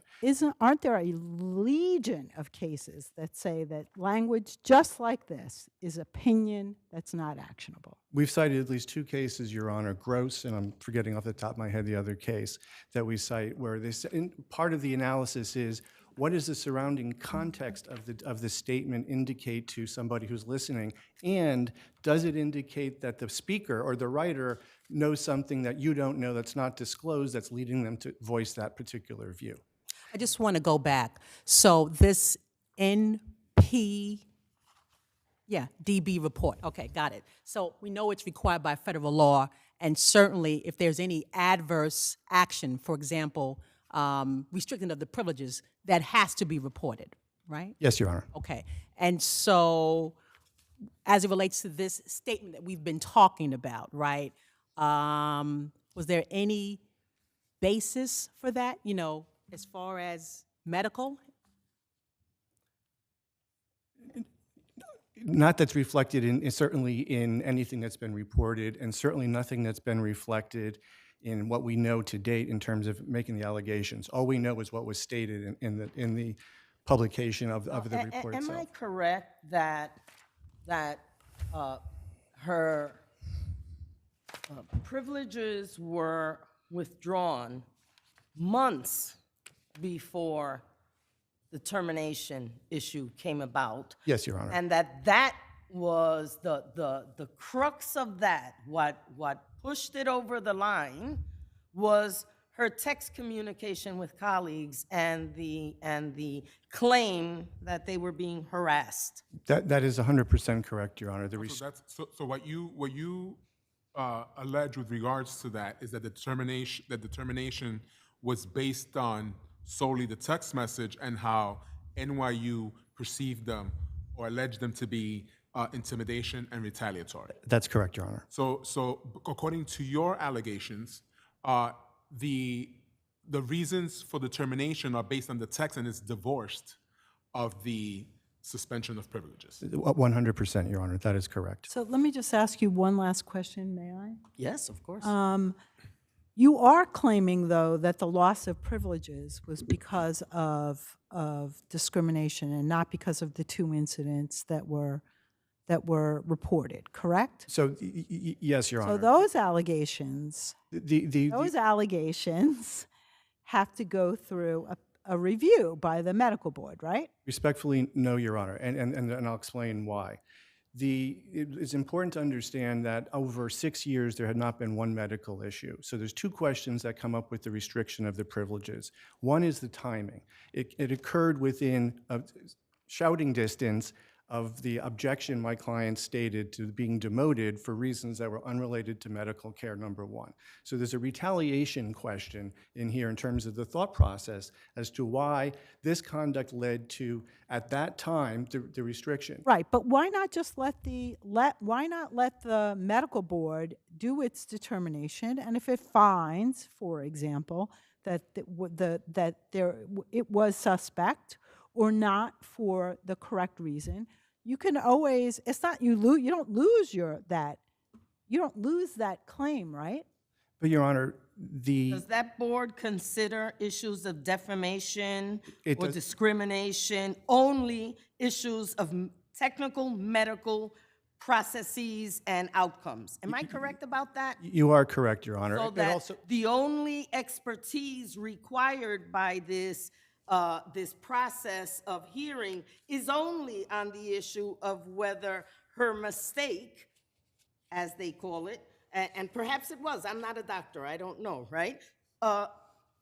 Whether that was an appropriate finding or not. That would be correct, but they would also not determine, and we cite two cases, the Chandra case and the Hamad case, in which they indicate, and I'm not saying that they were correct, but even if it was correct, there's still a question of the retaliation that occurred before and afterwards when she challenged. No, the only issue is timing, right? The only issue is timing. I'm sorry, I'm not following. All right. Counsel, if I may, and what was the basis for the demotion? What was the basis for that? Well, it's a little difficult to parse out. As we've alleged, there were vague allegations made to my client that there are complaints about her had made their way to administration, administrative complaints. There were allegations that, well, you seem to be under a lot of stress. That's what was communicated, which the very little bit that was communicated to my client, who was then told, you either sign this demotion or you're fired. But that's the sum total of what we know was expressed to my client with regard to the rationale. All right, you'll have time on rebuttal. Thank you.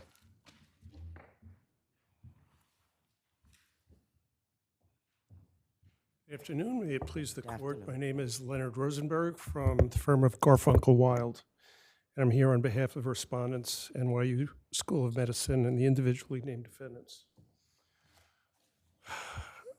During this argument, I'm going to refer to the Public Health and Health Planning Council as just the council, because that's a lot. It's a mouthful, Yeah, yes. it's a mouthful, yeah.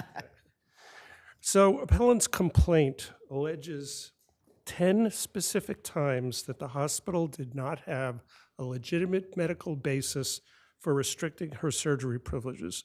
They even repeat those claims in the Well, appellate. we don't start, though, at that, right? We start at her demotion. So why don't we discuss what was the basis for her demotion, since that's how this entire thing got started, right? We Well- don't start with the removal of privileges. That happens sometime later. So what was it that warranted the demotion such that she would be threatened with termination if she didn't accept it? I respectfully disagree that we start with the demotion because. Okay, well, the court would like to start with the demotion, Okay, so. This court's precedent in 3 cases, the Moalem case from 1999, the Eden case from 2007, and the Bloom case from 2017, had the same type of scenario, a physician who was fired and is complaining about all kinds of things, but also includes in the complaint allegations of an improper restriction of privileges, which is a violation of Public Health Law 2801B. And in all three cases, this court said, we're not parsing out all the other allegations. But You have the to go to problem with Public Health that, those are all, in this case, the allegations concerning her competency come later, not at the time of the demotion. That's the problem. So that is why those cases are distinguishable. So let's again ask, there's the question of demotion, which is not tied as alleged to the complaint, and even in the timeline are not connected to her competency. The things that are connected to her competency is the loss of the privileges, and you argue the termination. But so that's why we are asking you, how could it be that the demotion is connected to her competency when the issues of the competency don't rise until many months later? That's not in the record. That's not a basis for our motion to dismiss. We're relying on those three cases. Right, which that are- it's all meshed in one. And let's say we don't think that they are. Let's assume that they're not. Assuming that they're not all meshed in one, particularly because the mesh happens months later, why would the allegations that she was demoted not support a claim? Because in their briefs, and particularly in the reply brief, they allege that all of the things that happened to her were not for any legitimate medical reason. Okay, and that is exactly the type of... Split out. They're split out into demotion, loss of my privileges, termination. That's the way they're pled. And the termination is alleged to be retaliation for her challenging the restriction on her privileges. So that it's all intermingled. They allege that the termination was as a result of NYU latching on to the emails and NYU classifying those emails as intimidation and retaliatory. They don't allege that she was terminated because of competency or anything having to do with her privileges. Well, as the court pointed out a couple of minutes ago, going to the Public Health Council doesn't mean you can't come back to court later. So they're not What does losing that the have claim. to do with what my colleague just said? Because in order for the court to first of all... Going to that council's not going to speak on those text messages, correct? Correct. So you could divorce those two. And the council is also not going to speak about the demotion, right? Because at that point, her privileges had not been suspended. That is correct. Okay. So really, the only Public thing Health that has Council- to do, right, with the public health law is that cluster. The before and the privilege, yeah. after don't have to do with it doesn't matter. Whatever the medical board says, it wouldn't matter to whether or not you fired her pretextually claiming the text messages. That finding isn't going to inform that decision. But her allegations regarding the restrictions on her privileges were pretextual, they were discriminatory, they were racist, et cetera. 100%. We're not talking about that. We're talking, there are three buckets. Demotion before she even gets to that. That bucket, which is my privileges were lost, and not because of these two things, but because of discrimination. And third, I was terminated not because of my competency, but because they said I sent mean-spirited text messages to my colleagues. Those are her allegations. We haven't had any discovery. We're not at summary judgment. Right. I have a question.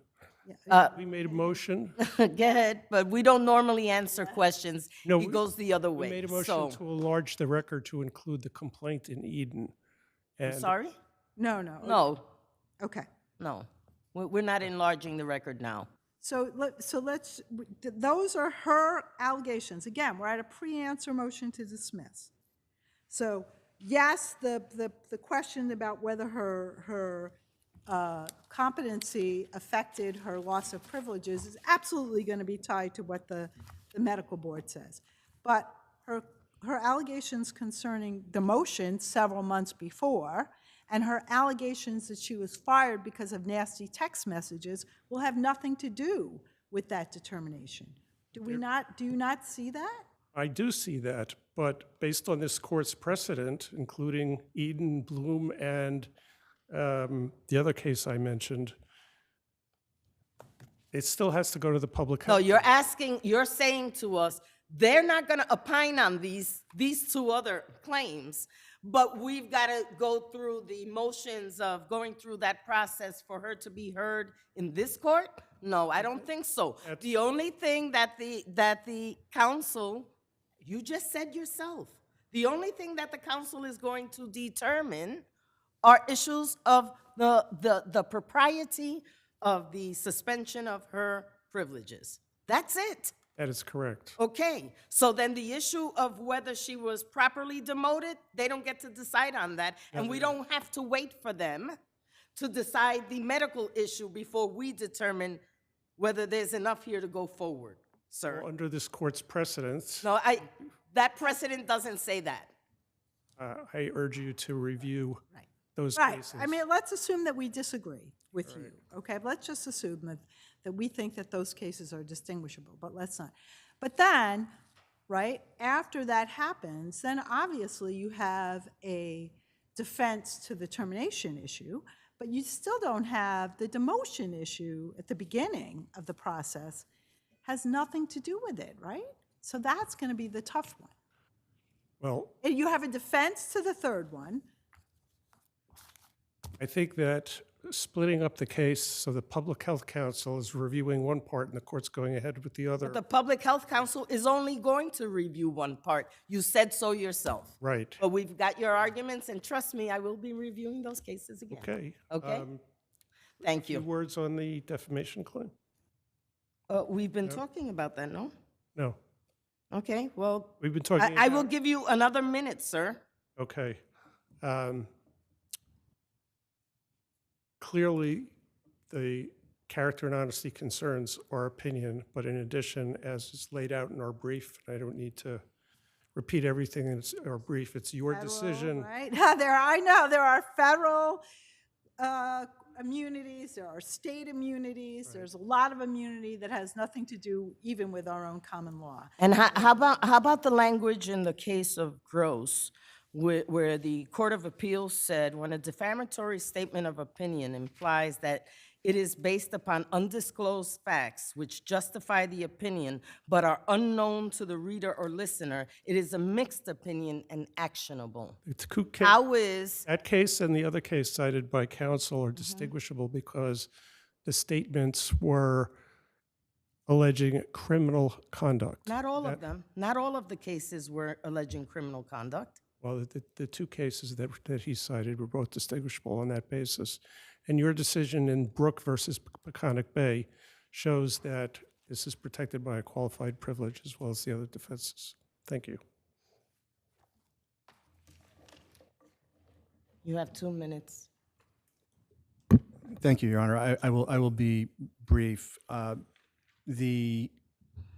I think the court understood, but the cases counsel cites, Bloom, et cetera, are distinguishable cases, in particular because in addition to what the court has mentioned, all of those cases, the event is a termination of privileges leading to a termination of employment.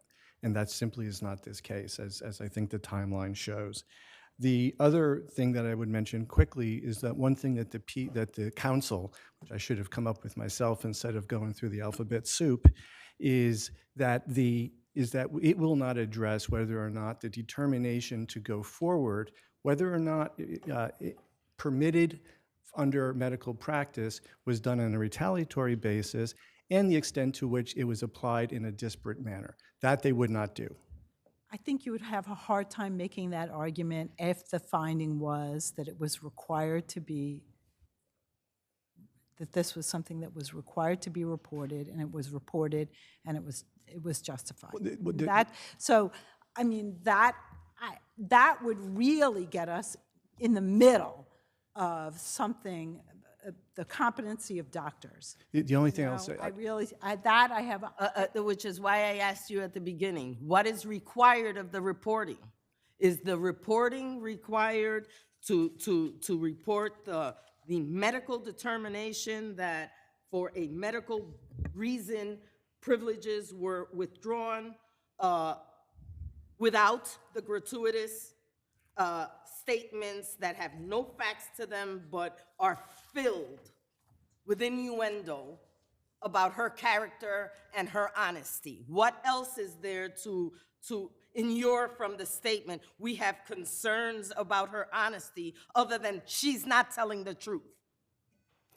Thank you, Your Honor. I see my time is up. I appreciate all your time today and questions. Thank you. LFR Collections versus Tammy Tran.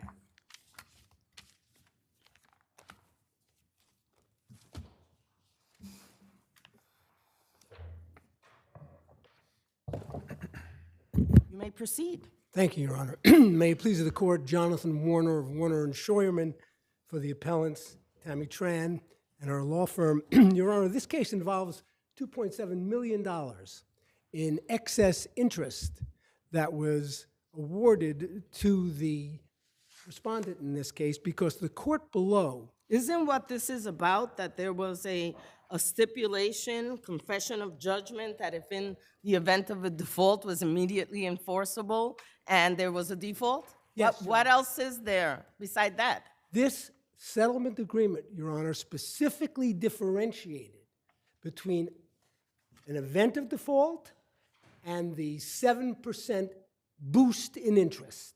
And I say that to Your Honor because if you look at page 113 of the record, it says, notwithstanding anything in this agreement to the contrary, and it's at the top, it's paragraph C, Judge, Okay. upon the occurrence and during the continuance of an event of default, the obligors, namely my client, shall on demand pay interest at the 12% rate.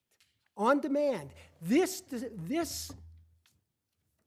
agreement differentiated between a mere event of default and the trigger for the boosted interest rate. They had the right to demand the boosted interest rate, but they had to demand it. And that's what the court below literally read out of the agreement. It's at page 113 of the record, Judge. And I add, Your Honor, the proof here is literally shown by the respondent's own conduct. Okay. Right? You didn't need present, presentment, notice, all the things that guarantees sometimes require, of the defaulting party. But you didn't need that for the default itself. And my adversaries could have commenced an action immediately in or about 2019 on the default. And they could have. But what they did here, Judge, is they didn't make the demand for the 7% boosted interest until February of 2023. And the court below gave them that 7% boost irrespective, retroactive to the default. And yes, I understand that there are... Also, doesn't section 4B and 2.2C specify that the 12% interest accrues, quote, upon the occurrence and during the continuation of an event of default? I'm sorry, Judge? Doesn't that section read that the 12% interest accrues upon the occurrence and during the continuation of an event of default? Well, actually, Judge, it says both. It says the obligor shall on demand pay. On demand pay. That On doesn't speak demand. about when it starts to accrue. Well, Judge, I think there's an ambiguity there. No, it's not ambiguous. No, It's there's no straightforward. It says the interest accrues once the default happens, and then I get it when I demand it. That's all it says. I mean, that's a pretty standard term. And the fact that you're arguing something else is kind of hard because that's a pretty standard term, particularly in a large loan agreement. Your client was getting $7-8 million. 7.9, Judge. Right? So that's a pretty standard term in that type of loan document. So I don't think it's I don't think you'll find any cases that say that that's ambiguous. This particular provision, Your Honor, says notwithstanding anything to the contrary in the agreement. You're citing to 4B. This provision is 2.2C, and it's notwithstanding anything to the contrary. Counsel, the clients had defaulted, they get it reworked, amended, they get more time to try to get a loan to cover themselves, and they still default. It says what it says. I agree, And Judge. I understand, and more power to you, you have to make an argument, I get it. But it says what it says. Judge, I think you can't read out the words on demand when it says to pay. All right. I have another question for you. So what about Section 8 of the settlement agreement that says obligors without notice or demand of any kind shall be in default? There shall be a default, Judge. That is without question correct. But what does the interest that they have to pay? And that is 2C. No, it's the money doesn't, you don't have to pay me until I demand the money. That's it. It's straightforward. The interest starts to accrue without notice to you as soon as you default, and then I get it and you got to pay it to me upon my demand of you that you pay it. That's very straightforward. And you'll have time to think about what you want to say to that on rebuttal. Thank you, Your Honor. Okay. You may proceed. May it please the court. Richard LaFont from Friedman, Normand, and Friedland for the respondent LFR. I'm not sure I have to say much else here. Okay. I already had out this a three-legged stool argument. I think you've already taken care of the plain meaning of on demand and upon occurrence. So we'll put that aside. And Judge Kennedy, you already addressed the notice requirement is here. So the only thing left is the third part of their argument is that this constitutes a condition precedent. Well, conditions precedent were waived in the general waiver for all affirmative defenses.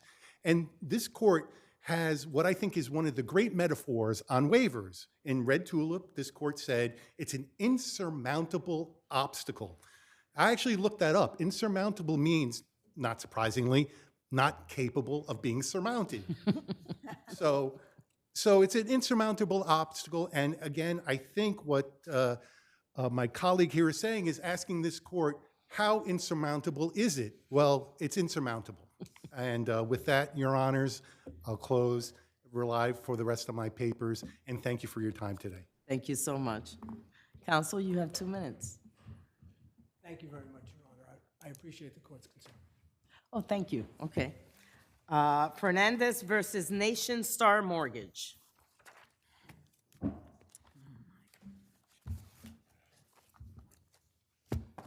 afternoon, Your Honors. Excuse me, Michael. Please make sure you get behind that mic so we can hear you. All right. Michael Dresden for the appellant. Knowing that the court read my brief, then I think I can be brief. The record clearly doesn't indicate why my client Fernandez paid 100% of the settlement demand, champion settlement demand, when they had 4 affirmative defenses, and when, had they continued the litigation, they would have had nothing to lose. So we really don't know why they did that, but this is what we do know. We do know that the summary judgment motion was opposed by an attorney's affirmation, which has no probative value. We do know that Champion presumably had an actual notice witness, the persons who negotiated the settlement, and chose not to call them. We do know that Champion assigned itself the affirmative defense of voluntary payment and did not meet that. And we also know this, that Champion argued disingenuously to the court, to this court, to these 5 judges. For example, Champion said, well, the Fernandez complaint was no good because it didn't prove the allegations it made. But what I'm really getting at is if an attorney would argue disingenuously to 5 justices of the appellate division, you can imagine, perhaps, if you choose to, that Fernandez was not in an equal bargaining position with the Champion lawyer who negotiated the settlement. So if the court says, well, you know what, there's not that much of a record upon which to grant Fernandez summary judgment, we should find a way to send it back to the Bronx Supreme Court, do discovery, work out the facts. I would be delighted with that. Now, with regard to the whole argument I made about the informational statements, which took up a lot of pages, the court is presumed to have read it. So all I'd like to say about that is this. Obviously, the informational statement is intended to give notice of an appeal because it doesn't have any other function. If you don't intend to appeal, there's no need for an informational statement. And I'd like to make a sort of a personal note. Okay, I'm an old timer. You look at me, you can see I've been doing this a while. Today, the law is under attack. We lawyers are under attack.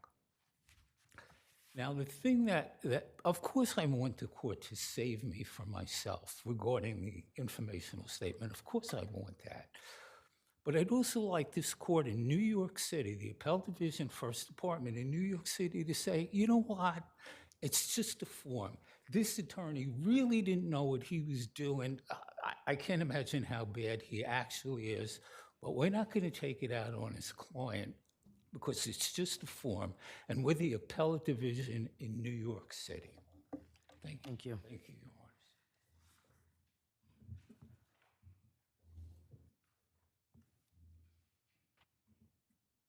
You may proceed. Good afternoon, Your Honors. Michael, may it please the court. Michael Nagdi of Grossman LLC for the defendant respondent. Your Honors, to start, this appeal should be dismissed because it was not. Yeah, okay, but look, the document that was filed gave you notice. Everybody filed briefs. What prejudice do you have? You have a record, you have the briefs. If you knew what the issue was by the informational statement, there's no prejudice here. So why don't you move on to your regular argument? Okay, Your Honor. Why is this? Why should we affirm the Supreme Court's dismissal of the Just on the action? merits. On the merits. Oh, on the merits. Oh, That's what I'm saying. That's what she's saying. I'm saying, you know, I mean, I'm I just have a lot of saying, arguments we regarding- have all the briefs. Everybody, you know, you knew what the issues were. What's the, right? Is it res judicata? Okay, Your Honor. So to begin, Your Honor, defendant's argument that defendant is attempting to relitigate a case that was already settled. Defendant's case and motion are a wrongful, improper collateral attack on the previous case that was settled. There was a motion to discontinue the previous action where defendant was appearing in that action. There was a settlement. It was not opposed, and it was granted. And all the claims that are asserted here were asserted in that last. I'm sorry, can you repeat that? All the claims that were asserted here by in this lawsuit were asserted as affirmative I'm defenses. sorry, I still can't hear you. Okay. The claims that plaintiff is making in this action were affirmative defenses in the other action. Yes. Correct? Yes, Your Honor. Right? So that sounds like res judicata. Yes, Your Honor, that's correct. These defenses were raised in the other action. Just because an answer was filed does not evidence that there was anything improper or that settlement was inappropriate. Settlements happen all the time in foreclosure cases, and typically answers are filed in those cases. Just because there was a file answer does not mean there was anything wrong with the settlement whatsoever at all. Your Honor. And there's no allegation that anything fraudulent was done to obtain the payment of the payoff of the mortgage that was done? No, there was nothing improper about the payoff of the mortgage. The complaint itself didn't even have any mention of a payoff or short sale settlement. The complaint actually stated that it was a judgment on foreclosure and sale. It wasn't until defendant responded to that saying that there was a settlement and there was a sale of the property that these allegations regarding an improper settlement were raised. Okay. Your Honor, furthermore, an order of discontinuance effectuating a settlement is generally afforded res judicata as according to Kirby versus David Fabricators of New York, Inc., which is a 2025 slip-up case 01293. Here, there is privity between the parties. It's the same parties as the last action, and therefore, this action is barred by the doctrine of res judicata. Furthermore, Your Honor, summary judgment should be denied because plaintiff's motion was improper and had procedural defects. There was no affidavit of facts in violation of CPLR 3212B, and there was only an affirmation of counsel. At no point throughout this case have we seen a single allegation from the defendants regarding these claims made in the complaint or the motion. Thank you. So you want us to affirm? I'm sorry? So you want us to affirm? Yes, and defendant respondent is asking the Counsel? plaintiff to affirm. Thank you. The time is up. All right. You have 2 minutes. I just need about 30 seconds. Wonderful. Champion's brief on page 10 advises this court that the doctrine of res judicata is not a rigid framework. I know the court knows that. It comes from page 10 of Champion's brief, so that res judicata doesn't apply. Now, the reality is that... The fact that it's not a rigid framework doesn't mean it doesn't apply here. Oh, no, that's correct, Your Honor. But with regard to the law of res judicata in settlements, I'm aware of any case in which a settlement was given res judicata effect between a It's the claims. It's the claims you're making in this case are the same as the affirmative defenses in that case. That's res judicata straight up. Okay, then the only thing I can say that's left to be said is this. I fashioned plaintiff's complaint based upon their affirmative defense of voluntary payment. If the court is persuaded by the record that our payment was voluntary, then I should lose. But if the court has a doubt about that, I think Fernandez, at the very least, should be sent back for the development of facts. Thank you. Thank you, Your Honor.